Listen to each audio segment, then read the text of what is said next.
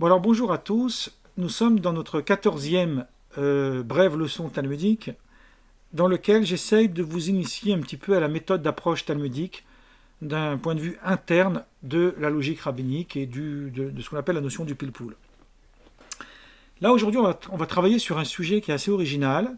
Alors je ne vous cache pas que c'est un sujet très vaste qui pourrait en réalité nécessiter plusieurs séances. D'ailleurs peut-être que je reviendrai sur cette thématique plus tard. Mais là, je vais essayer de me concentrer sur le sujet en soi, en lui-même. La question qu'on va poser, c'est une question a priori d'ordre juridique.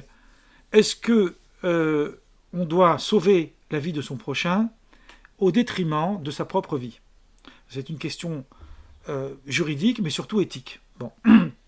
Les éléments de réflexion talmudique à ce sujet sont, à mon avis, de mon point de vue, très intéressants, y compris d'un point de vue universel et d'un point de vue éthique. Donc c'est intéressant de nous rapprocher de ces idées à partir de la logique talmudique. Alors comme d'habitude, je cite les textes en hébreu. Je vais vous rapporter un passage du Talmud. Donc là, ici, j'ai un des traités talmudiques, Bava Metzia, qui est un traité qui parle normalement des objets perdus, objets trouvés, les dommages, etc. Mais là, ça va parler d'un sujet assez original. Le Talmud nous dit ici dans 62 feuillet A, c'est un chapitre qui parle a priori en fait, qui parle du ribit, c'est-à-dire du prêt à intérêt. Bon, vous savez que la Torah interdit le prêt à intérêt, et c'est un des chapitres les plus complexes du Talmud. Et dans ce chapitre, le Talmud va commenter un verset qui parle du prêt à intérêt, mais qui parle aussi de la valeur de la vie. Vous allez voir, il y a une chose qui est très intéressante. Donc je vais vous citer le verset, peut-être que ça sera plus simple si vous avez le verset en tête. Vous avez le verset qui nous dit, donc en hébreu, donc c'est Vaïkra, Lévitique 25, 36. Le verset nous dit Lo iktikar mi'ito nesher vetarbit veyar'eta me'elohecha veche yachecha imach. Donc je traduis n'accepte de la part de ton prochain ni intérêt ni profit, mais crains l'Éternel ton Dieu, et que ton frère vive avec toi. Alors, la Gemara, donc le Talmud nous dit, Darash ben Patira, il a interprété, et il a dit, à propos du cas suivant. Donc on va d'abord citer le cas. Shnaim she'ayu me'alchin baderer, il y a deux personnes qui sont dans le désert. Ubeyad echad mehen kiton shel ma'im, il y en a un, il a une gourde remplie d'eau, et l'autre il a plus d'eau, il peut plus se boire. Im shotim shnehem, si les deux ils boivent, metim, ils meurent. Vim shote echad, mais s'il n'y a qu'un des deux qui boit la gourde, magia le yeshuv, lui il va réussir à vivre. Est-ce qu'il vaut mieux partager la gourde et mourir tous les deux, ou il est préférable que celui à qui appartient la gourde la boivent? Darash ben Patira a interprété, je vais revenir après sur ce terme de Darash, qui est un terme très important, extravagante, ce qu'il dit. Ben Patira, donc c'est une opinion des sages de la Mishnah, donc des premiers siècles. Mutav sheishtu shnehem veyamutu, il est préférable que les deux y boivent, et que les deux y meurent, ve'al yir'e echad bemitato shel chavero, pour ne pas que l'un y voit la mort de l'autre. Ils mourront tous les deux, mais il n'y en a pas un qui sera sauvé, et il laissera l'autre mourir. Ad sheba Rabbi Akiva velimed, jusqu'à ce qu'il est venu Rabbi Akiva. Rabbi Akiva, c'est un des plus grands sages de la Mishnah, c'était le maître de Rabbi Meir, qui lui-même était le maître de Yehuda Hanassi, qui était le compilateur de la Mishnah. Ça a été l'un des plus grands sages d'Israël, et qui était illettré à l'âge de 40 ans. Comme ça, vous avez un petit peu l'idée de sa petite histoire. Et sa femme s'appelait Rachel. Donc voilà pourquoi aussi ça m'intéresse. Donc, Rabbi Akiva Velimed, il a dit le verset que je viens de citer avant, donc je reprends le verset dans Lévitique, qui dit Lotikar miito nesher vetarbit, n'accepte pas de sa part ni intérêt ni profit, vechei yachicha imach, ton frère vivra avec toi. Vechei yachicha imach, qu'est-ce que ça veut dire ton frère vivra avec toi? Ça veut dire avec toi mais pas sans toi. La condition de la survie de ton prochain, en tous les cas, jusqu'où elle incombe ta propre responsabilité, dépend de ta propre survie. Mais si toi, tu sais que tu ne vas pas survivre, alors chayecha kodmin le chayecha vrecha. Ta vie, elle précède celle de ton prochain. Voilà. Ce texte du Talmud a donné naissance à énormément de débats. Moi, je vais vous faire un petit résumé. Ce qu'il faut savoir, c'est qu'en contexte halachique, c'est-à-dire dans la réflexion de la logique talmudique, on va considérer que la loi elle est comme Rabbi Akiba. Bon. Mais il va falloir essayer de la comprendre. Il va falloir essayer de comprendre les deux opinions. Alors, tout d'abord, on va, comme ça, d'entrée de jeu, se poser une question. Alors, cette question, elle est à moitié rhétorique, même si elle est posée par les commentateurs, mais elle est plus pédagogique qu'autre chose. Dans le Talmud, dans le traité Sanhedrin, donc on va essayer de faire les choses proprement, dans la page 74, feuillet A, une Dalet Amoud Aleph, là-bas, il y a écrit la chose suivante. Là-bas, il y a écrit Aoud et Atal et Kamed et Rabat. Il y a un juif qui est allé voir un rabbin qui s'appelait Rabat, on l'appelait comme ça à l'époque, donc c'est 3e siècle, fin 2e, début 3e. Va Marley, il lui a dit Amar Limar, le gouverneur m'a dit Zil Katle les Palnia, va tuer un tel, Vi Ilo Katin Nalar, ou sinon je te tue. Vous savez, il y a des fois des films comme ça, hein, où vous avez un film qui s'appelle Meurtre en suspens, où là c'est sa fille qui va être tuée si lui ne tue pas la gouverneure. Bon, il y en a plein de films comme ça. À Marley, Rabat lui répond, il lui dit L'ictoler, laisse-toi tuer. Laisse-toi mourir. Vélo, tic-tic. Mais ne tue pas. Pourquoi? Et là, la phrase, elle est sublime. Il lui dit Mi yemar des damadidar somektfe.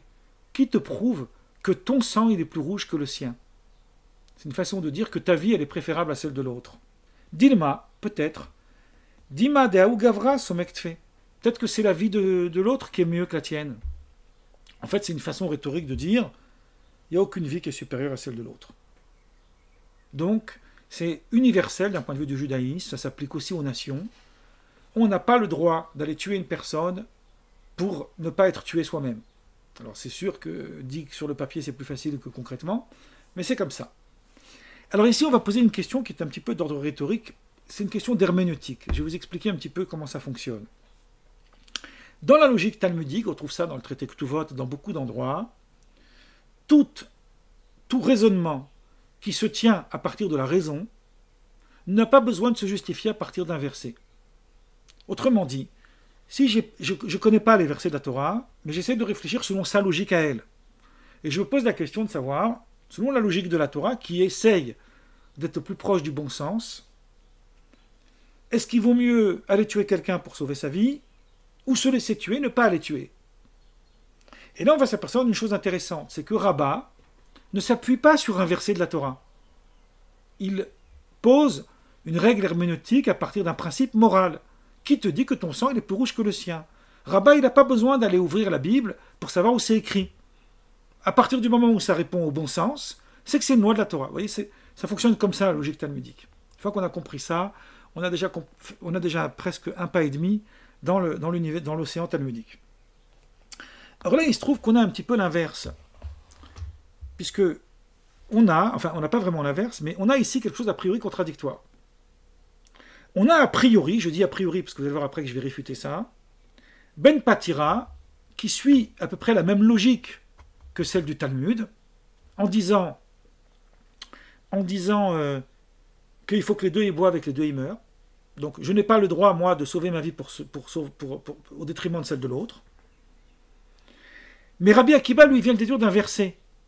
Ça veut dire qu'il vient déjouer a priori la logique. Puisque lui, il dit Vechei achicha imar, ton frère vivra avec toi, mais pas sans toi. Sauve ta vie d'abord. Donc il y a deux questions ici. Première question, c'est sur quel verset s'appuie Ben Patira? Puisque Ben Patira, a priori, il ne cite pas de verset. Et deuxième chose, comment Rabat et Rabbi Akiba, Rabat c'est un Amora, c'est un sage du 3e siècle. il semble, lui, dans sa logique, s'appuyer sur un raisonnement rationnel, mais qui s'oppose au verset. Lorsqu'on a un verset et le raisonnement, c'est le verset qui prend le pas sur le raisonnement. Puisque la Torah vient nous donner un verset, parce que sans lui, j'aurais effectivement compris le contraire. Donc là, ici, Rabbi Akiba semble a priori contredire ce passage de Rabbah. Vous allez voir après que tout ça, c'est rhétorique. Hein. Sauf que je pose donc ces deux éléments. À quoi il sert ce verset réellement? Qu'est-ce qu'il nous apporte? Alors, moi j'ai vu dans un livre d'un des plus grands maîtres du judaïsme du XXe siècle, qui s'appelait le Rav Moshe Feinstein, une très grande référence, qui a écrit des ouvrages de ce qu'on appelle des responsa, c'est-à-dire il répond à des questions d'Halakha. Et lui, quelqu'un, il reçoit des lettres, il répond, et quelqu'un lui pose la question, et lui, il va nous expliquer par un raisonnement magistral pourquoi la logique en dehors du verset implique de dire comme Ben Patira, c'est-à-dire que les deux doivent mourir. Moi, je vais revenir après sur le raisonnement, je vais juste ici prélever quelque chose qui me semble être une grave erreur dans son développement, puisque lui, il dit que Ben Patira ne s'est pas appuyé sur le verset. Lui, pour lui, c'est logique que les deux doivent boire et que personne ne doit voir la mort de l'autre. Mais en réalité, ce n'est pas vrai. Alors, dans le Talmud, effectivement, lu comme tel que je vous l'ai lu, on verra que Ben Patira ne cite pas le verset. Il est cité seulement avec Rabbi Akiba. Mais il y a ici deux éléments qui prouvent que ce que je dis maintenant est faux. Premier élément, c'est que le Talmud, quand il cite un rabbi, il a l'habitude de dire Amar Rabbi. Rabbi a dit. D'accord? Ou ça va Rabbi. Rabbi pense. Tel rabbin pense. Ou tel rabbin a dit. Là, ici, il dit Darash. Darash, ça veut dire interprète. Interpréter. Et le mot Darash, dans la logique talmudique, ça veut dire, c'est une dracha, c'est une interprétation qu'on fait d'un verset. Or, il se trouve qu'il y a un midrash qui s'appelle le Sifra, qui est un midrash d'Alacha, c'est-à-dire qui pose des problèmes juridiques, on va dire, et qui est antérieur à la rédaction du Talmud. Donc ça veut dire que le Talmud, quand il peut citer le Sifra, le Sifra ne peut pas citer le Talmud. Et le Sifra nous rapporte exactement la même chose, avec une toute petite modification de langage. Donc je vais vous dire le Sifra, je l'ai mis ici sur mon écran. Le verset nous dit donc Vechei achicha imach, ton frère vivra avec toi.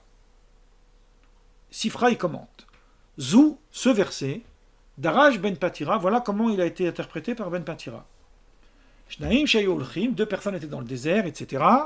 Donc les deux ils meurent, les deux ils boivent, jusque-là c'est pareil. Et que personne ne voit la mort de l'autre. Chez Nehemar, parce qu'il est dit, Vechei achicha imach, ton frère vivra avec toi. Donc, pour le Sifra, Ben Patira s'est bien appuyé sur le même verset. Amar le Rabbi Akiva, il a dit non. Vechei achicha imach, ton frère vivra avec toi, ça veut dire Chayecha kodmin, le chayecha vrecha, que ta vie elle précède celle de l'autre. Donc en réalité, les deux s'appuient sur le même verset, sauf qu'ils ont une interprétation inverse. Maintenant, je vais vous expliquer leur logique textuelle. Hein. Je ne fais pas maintenant des grands débats philosophiques. Quand je dis à quelqu'un, a priori, ton frère vivra avec toi, n'importe quel individu normalement constitué, et ça va être aussi ma conclusion, il comprend que ce verset est en train de m'inviter à favoriser la vie de mon prochain le plus possible. Ton frère vivra avec toi, ça veut dire ne le laisse pas tomber. Hein, c'est l'histoire de Jésus, la parabole du Samaritain. C'est ça, ton frère vivra avec toi. C'est que tu ne peux pas le laisser par terre dans la rue. Donc c'est un verset qui vient nous inviter à aller vers le plus. Tandis que Rabbi Akiba, alors, dans le langage halachique, ça s'appelle un ribouille. Ça inclut quelque chose. Ça vient englobant. C'est général, c'est englobant. Alors que Rabbi Akiba, il produit de ce verset une sorte de restriction. Puisqu'il dit, ton frère ne doit pas vivre sans toi. Donc un, il est marbé, il augmente, et l'autre, il restreint. Comment? Tout simplement de la manière suivante. Pour Ben Patira, ton frère vivra avec toi, ça veut dire que tu dois d'abord favoriser la vie de ton prochain pour pouvoir sauver la tienne. Alors que Rabbi Akiba comprend exactement l'inverse. Ton frère vivra avec toi, ça veut dire que la condition de sauver la vie de ton prochain dépend de la tienne. Si pour sauver la vie de ton prochain, tu dois mourir, Alors dans ces cas-là, il faut que tu sauves ta propre vie. Il ne s'agit pas de le tuer, hein. Il s'agit de sauver ta propre vie. Quand je dis il ne s'agit pas de le tuer, qu'est-ce que ça veut dire? Dans le traité du Talmud que je vous ai cité avant, lorsqu'une personne elle dit à une autre, va tuer un tel ou je te tue, ici, il y a quelque chose qui se passe. Moi, je dois aller tuer quelqu'un avec les mains. Ça s'appelle Maaseh Beyadaim. Koum ve'aseh, je me lève, je prends mon arme, c'est autorisé aux États-Unis, et je vais aller fusiller une personne pour sauver ma vie. Alors que dans le cas de la gourde, moi je ne fais rien. Simplement, je laisse quelqu'un mourir à côté de moi. Je n'ai pas fait un acte pour le tuer, c'est pas moi qui l'ai tué. Je n'ai juste pas donné la gourde. Vous suivez le raisonnement. Donc dans le premier cas, ça s'appelle Koum ve'aseh, j'agis. Et dans le deuxième cas, c'est par la négative. C'est par la passivité que je le laisse mourir. Donc la situation n'est pas du tout la même. Les Tosafot, dans le traité Sanhedrin, ils posent le problème à l'envers. Alors c'est un problème que vous allez imaginer amusant, mais d'un point de vue de la logique, c'est très subtil. Il dit, imaginons un cas inverse. C'est un homme qui dit à quelqu'un, viens avec moi, il l'emmène devant une falaise, il dit, tu vois ce monsieur qui est là-bas, il s'agit de le pousser pour qu'il tombe. Mais si tu veux, moi, je vais t'épargner de prendre la responsabilité de le pousser, mais je vais te pousser sur lui. Et lui, il va mourir. Mais toi, tu seras épargné. Mais si tu refuses, je te tue. Alors là, le Talmud, il dit, Tosfot, le commentaire de Tosafot, c'est très logique. Il dit, là, on peut tourner tout à fait le raisonnement à l'envers. Puisque je ne commets pas d'action pour le tuer, il meurt par le biais de quelqu'un d'autre. Alors dans ces cas-là, je peux aussi me dire, mais qui me dit que le sang de mon prochain, il est meilleur que le mien? Peut-être que c'est le mien qui est meilleur que le sien. Puisque la logique qu'on est tous égaux dans la valeur de la vie, elle est universelle. Elle est valable de monsieur un tel pour monsieur un tel, ou de madame un tel, c'est pareil, que de madame un tel pour monsieur un tel, ça ne change rien. Donc le Tosfot dit, dans ces cas-là, je ne suis pas obligé de me laisser tuer, puisque je ne commets pas d'acte. Grâce à ce petit raisonnement, on va comprendre quelque chose d'extraordinaire que Rashi commente sur ce passage du Talmud. Et comme le texte qu'il commente comment on appelle ça, je l'ai traduit en français, je vais vous le partager et on va le lire. C'est un très très très beau texte qui est assez dense, mais qui est assez vraiment très agréable. Donc ici vous avez le texte là. Donc on reprend le cas. Il commente ici Rashi le cas de celui qui dit « Laisse-toi tuer, mais ne va pas tuer l'autre. Parce que qui te dit que ton sang est plus rouge que le sien ?» Alors, voilà comment Rashi commente. Le raisonnement est logique. Donc, je vais le lire et l'expliquer. Je ne le lis pas en hébreu cette fois-ci, ça va être plus simple. Le fait de prétendre que celui qui reçoit un tel ordre doit préserver sa vie au détriment de celle de l'autre, c'est-à-dire imaginons que la loi serait que je dois le tuer pour préserver ma vie, entraîne deux problèmes. Petit 1, la perte d'une vie, puisque je vais aller tuer quelqu'un. Petit 2, je vais commettre un crime. Donc je vais transgresser la loi. Donc il y a deux choses. J'ai tué quelqu'un et j'ai transgressé la loi. Enfin, pas j'ai tué quelqu'un. Il y a quelqu'un qui est mort et j'ai transgressé la loi en le tuant. Dire en revanche qu'il faut se laisser tuer plutôt que de tuer l'autre limite le problème à la perte d'une vie, simplement, puisque je vais mourir, et permet d'éviter de commettre un crime. Mais je ne commets pas un crime. C'est un autre qui va le faire, mais moi je ne suis pas responsable pour lui. Je suis responsable pour moi, d'abord, avant tout. C'est pour cette raison qu'il faut refuser de tuer, y compris pour sauvegarder sa propre vie. Parce que je gagne un point. J'évite de commettre un crime. Lorsque la Torah, en effet, a dit « L'homme qui les pratique, donc les lois de la Torah, obtient par elle la vie », c'est de ce verset que le Talmud a déduit que la sauvegarde de la vie surpasse tous les commandements de la Torah. Lorsque ma vie est en danger, je peux transgresser toute la loi. Elle montre ici que l'âme d'Israël, puisqu'on parle ici du contexte juif, mais c'est valable aussi pour les nations, est si chère aux yeux de Dieu qu'elle vaut plus que tous les commandements de la Torah. Donc Dieu renonce à ce qu'on applique ses commandements pour sauvegarder sa propre vie. Dans le cas où, en revanche, où il nous est imposé de commettre un crime pour préserver sa vie, puisque dans tous les cas, il y aura la perte d'une vie, puisque de toute façon, quelqu'un va mourir, donc je ne peux plus appliquer le raisonnement que la vie humaine, elle passe avant la loi de la Torah. Puisque là, la vie humaine va être de toute façon détruite. Alors qu'on accepte de tuer ou qu'on se laisse tuer, ça ne change rien. Donc à partir de quel argument serait-il permis de tuer? Puisque qui peut prétendre en effet que sa vie a plus de valeur aux yeux de son Créateur que celle de son prochain? C'est pour cette raison que dans ce cas précis, la parole de Dieu qui interdit de tuer ne peut pas être repoussée, pas même pour sauver sa propre vie. C'est un texte extraordinaire, extrêmement profond de Rashi. Donc voilà en gros, Rashi nous dit pourquoi ici, dans le cas de la sauvegarde de la vie, je dois me laisser tuer, parce que en tuant, je commets un crime et je tue quelqu'un. Enfin, quelqu'un meurt. Alors qu'en ne tuant pas, quelqu'un meurt, mais je ne commets pas un crime. Donc c'est préférable. Voilà pourquoi ce choix il est préférable. C'est extraordinairement profond. Donc maintenant, je vais revenir sur l'histoire de la gourde. Pourquoi dans l'histoire de la gourde? Donc c'est quoi le débat du coup sur l'histoire de la gourde? On va le poser comme ça. Le rabbin Moshe Feinstein, que vous citez tout à l'heure, il nous explique le débat d'une façon extrêmement magistrale. Je vais le dire en quelques mots. C'est un texte assez long, 3 pages, mais moi je vais le dire en quelques mots. Voilà ce qu'il dit. On va prendre un exemple pour comprendre très simplement ce qu'il dit. Vous allez voir, c'est limpide.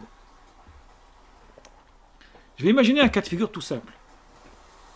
Moi, je marche dans la rue, je vois par terre un homme qui est en train de mourir de soif. Si je ne lui donne pas de l'eau tout de suite, il va mourir. Moi, j'ai une gourde qui m'appartient. Est-ce que je suis déjà restauré, moi, je ne suis pas en danger? Est-ce que j'ai l'obligation de lui donner? Ben oui, évidemment. J'ai l'obligation de lui donner parce qu'il y a un verset de la Torah qui nous dit, et c'est universel, là aussi, Lota Amod, Aldam Reecha, ne reste pas impassible devant le sang de ton frère. C'est la même parabole avec le Samaritain, on en revient là-dessus. C'est le principe juridique universel, non-assistance à personne en danger. Alors, la petite histoire, on n'a pas beaucoup de temps, mais un jour, peut-être je ferai plus long, c'est que d'après la loi, y compris même juridique, j'ai le droit par contre de lui vendre ma gourde. Pour l'instant, je te sauve la vie, mais après, il faudra que tu payes. C'est comme quand on va à l'hôpital en urgence, les urgences, ils nous guérissent tout de suite, après, il faut passer par le paiement. Alors, si on ne peut pas payer, c'est autre chose, mais la règle, c'est pas que je suis obligé, moi, de renoncer à mes biens pour sauver la vie d'une personne. Mais au moment du danger, je ne dois pas calculer. Là, je dois d'abord le sauver. Après, on verra. Je vous raconte ça parce qu'il y avait un rabbi que j'ai entrevu dans ma vie, qui est mort il y a très très longtemps, qui était un rabbi chassidique de la communauté chassidique de Bobov. C'est une communauté qui vient d'Europe de l'Est et qui a un très beau quartier aux États-Unis, avec une toute petite ruelle où il y a leur synagogue, qui s'appelle la rue Bobov. Et ce rabbi de Bobov, quand il était jeune, à l'époque de la Seconde Guerre mondiale, il était très grand de taille, très imposant, et il a fait quelque chose d'extravagant dans sa vie. Il s'est déguisé en nazi, il a soudoyé des nazis, et il a sauvé des juifs. Et il a, pour pouvoir faire ça, en fait, il a emprunté des sommes énormes à des riches mécènes suisses. Dans les années 60, ils lui ont demandé de payer sa dette. Et il a posé la question au rabbin Feinstein, donc c'est le même livre là, qu'est-ce qu'il doit faire? Et donc il lui a expliqué qu'il a une obligation de rembourser, même si ça a été pour sauver des vies humaines. Bon, ça c'est la règle. Après, il s'est certainement arrangé avec eux, j'en sais rien. Mais je vous raconte, c'est un fait historique. Donc c'est assez intéressant. Donc maintenant je reviens à mon histoire de la gourde. Donc puisque moi j'ai l'obligation, ça veut dire que si je ne lui donne pas la gourde, je commets une transgression. Donc on a exactement le même exemple. Il y a quelqu'un qui meurt et je commets une transgression. Donc pour éviter de commettre la transgression, je lui donne la gourde. Et moi je me laisse mourir. Là on est le même cas de figure. Sauf qu'ici il y a une nuance. Quelle est la nuance? C'est que maintenant l'autre qui prend la gourde dans la main, est-ce qu'il a le droit de la boire? Ben non, il n'a pas le droit de la boire. Parce que lui, il est confronté à la même situation. S'il la boit, non-assistance à personne en danger. Donc il faut qu'il lui rende. Et ça fait comme ça ping-pong. Dans ce cas-là, il dit le Rav Moshe Feinstein, qu'est-ce qu'il dit le Ben Patira? Il dit sauvons la vie d'un instant. C'est un concept extrêmement profond d'un point de vue juif. Chaye Sha'a. Le Talmud nous dit qu'on doit transgresser le Shabbat pour sauver quelqu'un de la mort, même si on est sûr et certain qu'il va mourir dans quelques minutes. Tant qu'on peut éloigner sa mort, on doit le faire. Donc ici, ils vont boire la moitié de la gourde, ils vont vivre 2-3 heures de plus, mais au moins, ils auront fait ce qu'ils ont pu. Quand Rabbi Akiva, il vient, il nous dit « Vechei achicha imar » ton frère vivra avec toi, qu'est-ce qu'il nous dit? Il nous dit que l'obligation de non-assistance à personne en danger, qui implique, en fait, que je dois lui donner la gourde, repose uniquement sur le fait que moi, je possède une gourde pour lui donner. Mais puisque moi, j'ai besoin de la boire, ça veut dire que j'en possède pas pour lui. Et ça, il le déduit d'un passage du Mishneh Torah de Maïmonide, qui dans les lois de charité, en fait, carrément, on rentre dans la notion de charité. Maïmonide, il nous dit, la chose suivante. Mitzvah tassé les tetzdaka le'aniim, c'est un commandement positif de la Torah de donner la charité aux pauvres. Kefim ashiraou le'ani, selon le besoin du pauvre. Imaita yadanoten maseget. Dans la condition que celui qui donne, il a les moyens de lui donner. S'il n'a pas les moyens de lui donner, l'obligation n'existe pas. Je ne peux pas assister quelqu'un qui est dans le danger si je n'ai pas les moyens de le sauver. Donc qu'est-ce que ça veut dire de ne pas avoir les moyens? C'est-à-dire qu'il faut d'abord sauver sa propre vie. C'est ça l'argument de Rabbi Akiva. Et dans ces cas-là, Rabbi Akiva, il ne va pas du tout contre l'éthique. Dans le cas de celui qui doit tuer quelqu'un, là, c'est pas pareil. Je n'ai pas le droit d'aller tuer quelqu'un, même si c'est pour sauver ma vie. Mais dans le cas où moi, je me prive de quelque chose qui me maintient en vie, il n'y a pas d'interdiction de ne pas lui donner parce que j'ai besoin d'abord de sauver ma vie. Ça, c'est le principe de Rabbi Akiva.